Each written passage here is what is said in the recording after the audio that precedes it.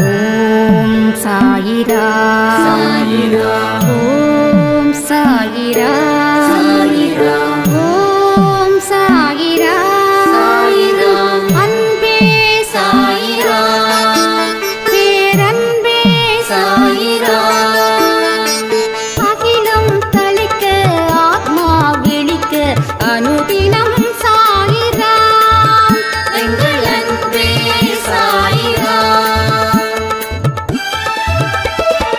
ஒன்றே இறைவன் ஒன்றே பூமிக்கென்றும் சாயிரா சரணம் சாயிரா நன்றே செய்து வாழ்வோம் நாம் ஒன்றே செய்து வாழ்வோம் அன்பே சாயிரா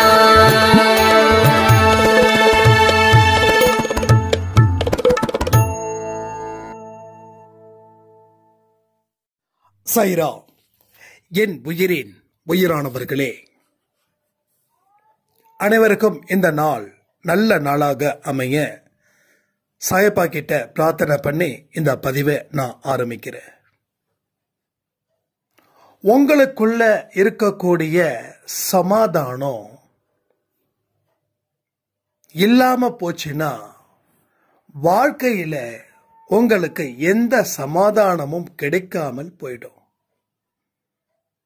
சமாதானம்னா என்னங்க? உங்களுக்குள்ள ஒரு அமைதி, உடன்படிக்கை. எது நடந்ததோ அதை ஏத்துக்கக்கூடிய ஒரு அருமையான அற்புதமான பண்பு. அப்ப எது நடந்தாலும் ஏத்துக்கிட்டா வாழ்க்கையில வாழ முடியுமான்னு கேட்கிறவங்களுக்கு, வாழ்க்கையில வாழணும்னா எது நடந்தாலும் அதை ஏற்றுக்கொள்ள வேண்டும். நாம எந்த ஒரு விஷயத்தை ஏத்துக்காம இருக்கோமோ அந்த ஒரு விஷயம்தான் நம்ம வாழ்க்கையில முன்னேறுவதற்கு தடையாக அமைகின்றது. யாராவது நம்மளை அவமானப்படுத்திட்டாங்கன்னா ஏத்துக்க முடியல. யாராவது கோபமா வார்த்தைகளை விட்டா ஏத்துக்க முடியல. நமக்கு பிடிக்காதத யாராவது ஏதாவது செஞ்சாங்கன்னா அதையும் ஏத்துக்க முடியல.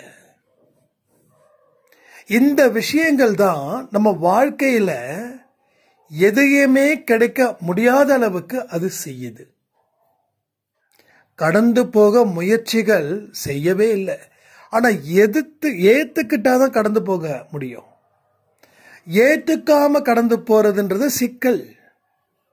எல்லாமே கடந்துதான் போறோம். ஆனா ஒரு விஷயத்தை ஏத்துக்கிட்டு கடந்து போறோமா, ஏத்துக்காம கடந்து போறோமா?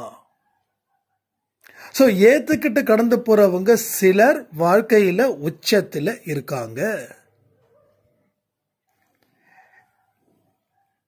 ஏத்துக்காம கடந்து போறவங்களும் தொடர்ந்து புலம்பல்களை அதிலேயே இருந்து வாடுறாங்க. அப்ப கடவுள் சொல்லின்படி எது வந்தாலும் ஏற்றுக்கொள், நடப்பவை நல்லது என்று நினைத்துக்கொள், உன் வாழ்க்கையில அடுத்த கட்டத்துக்கு உயர்வதற்காக நான் போராடி கொண்டு இருக்கிறேன் என்பதை நீ பரிபூரணமாக உணர வேண்டும். உணர்ந்து கொண்டால் உனது வலிகள் இல்லாத வாழ்க்கைய நான் உனக்கு கொடுப்பேன். நமக்கு உடம்பு சரியில்லை அப்படின்னா ஹாஸ்பிட்டல் போறோமா இல்லையா? அங்க டாக்டர் இன்ஜெக்ஷன் பண்றாங்களா இல்லையா? ஏன் டாக்டர் இன்ஜெக்ஷன் பண்றாங்க? இன்ஜெக்ஷன் பண்ணும்போது உடம்புல வலிக்கும். இப்போ வலி உங்களுக்கு நல்லதா இல்லையா? வலி இந்த இடத்துல ரொம்ப ரொம்ப நல்லது. அப்பதான் அதை விட மோசமான வலிகள்ல இருந்து விடுதலை பெற முடியும். அதே போலதான் மனதிற்கும் வலிகள் இருக்கும். அந்த வலிகளை ஏத்துக்கோங்க. யாராவது சொன்னாங்கன்னா சொல்லிட்டு போறாங்க. என்னெல்லாம் பாருங்களேன், யாராவது ஏதாவது சொன்னாங்க அப்படின்னா ஒண்ணு தப்பு இருந்தா அதை திருத்திக்கிறேன், தப்பு இல்லைன்னா அதை கடந்து போற. அப்போ சொன்னவங்க இப்படி சொல்லிட்டாங்க சொல்லி ஃபீல் பண்ணல. ஏன்னா ஃபீல் பண்ணி என் நேரத்தை வீணாக்குவதற்கு நான் தயாரா இல்லை. அவங்க தயாரா இருக்கலாம், பட் நான் தயாரா இல்லையே. நான் தயாரா இருந்தா தானே என் நேரம் எனக்கு இதாகும்.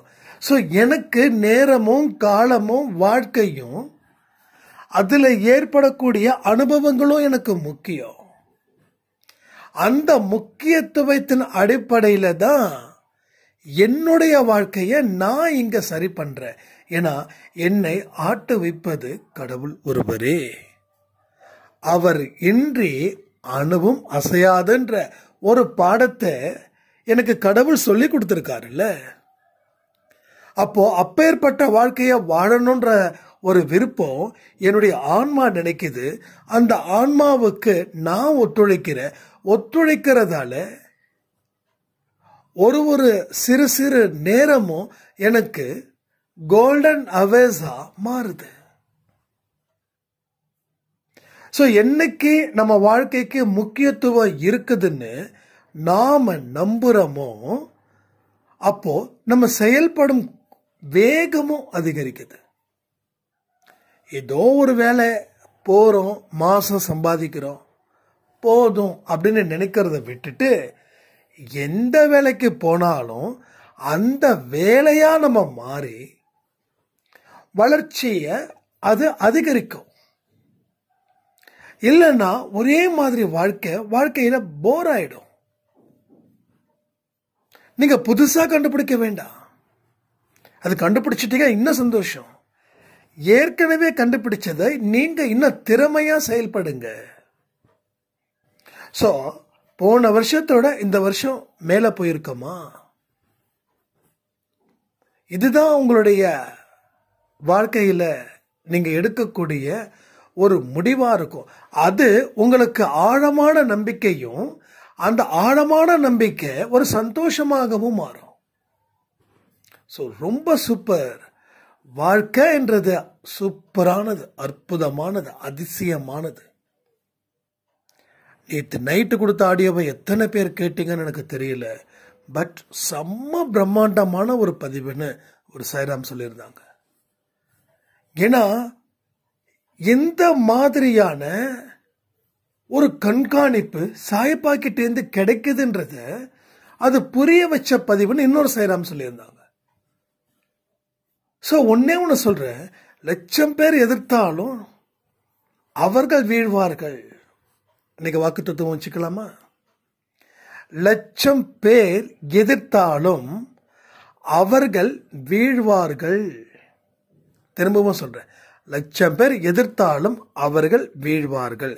நீங்க எந்த போரும் செய்ய வேண்டாங்க, சண்டை போட வேண்டாம், பயப்பட வேண்டாம், சும்மா நில்லுங்க. மற்றதெல்லாம் என்ன நடக்குமோ அது ரொம்ப சிறப்பாகவே நடக்கும். ஸோ எந்த ஃபீலும் எந்த கஷ்டமும் இல்லாத ஒரு அற்புதமான வாழ்க்கையை வாழ்வதற்கு உண்டான நேரம், இடம், காலம், பொருள் எல்லாமே இதுதான். ஸோ வாழ்க்கையை வெல்லுவோம். இன்னைக்கு யாரெல்லாம் பர்த்டே, வெட்டிங் டே செலிப்ரேட் பண்றாங்களோ அத்தனை பேருக்கும் சாய்பாட அன்பும் ஆசீர்வாதமும் பரிபூரணமா கிடைக்கணும்னு பிரார்த்தனை பண்ணி இந்த பதிவை நான் முடிக்கிறேன். ஜெய் சாய்ராம்.